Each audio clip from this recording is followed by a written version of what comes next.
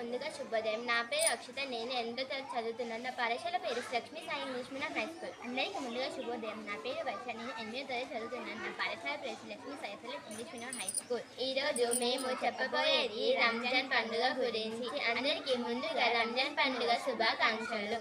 రంజాన్ ముస్లింల ముఖ్యమైన పండుగలో ఒకటి. ఈ పండుగ పవిత్రమైన రంజాన్ నెల ముగిసిన తర్వాత జరుపుకుంటారు.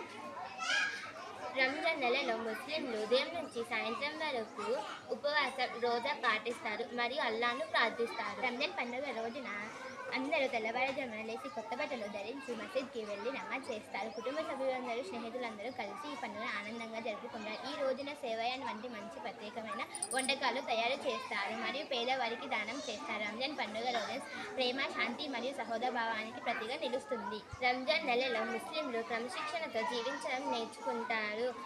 ఉదయం సెహరీ తీసుకొని సాయంత్రం ఇఫ్తార్తో ఉపవాసం ముగిస్తారు. ఈ సమయంలో వారు సహనం, దయ, ప్రేమ వంటి మంచి గుణాలను పెంపొందించుకుంటారు.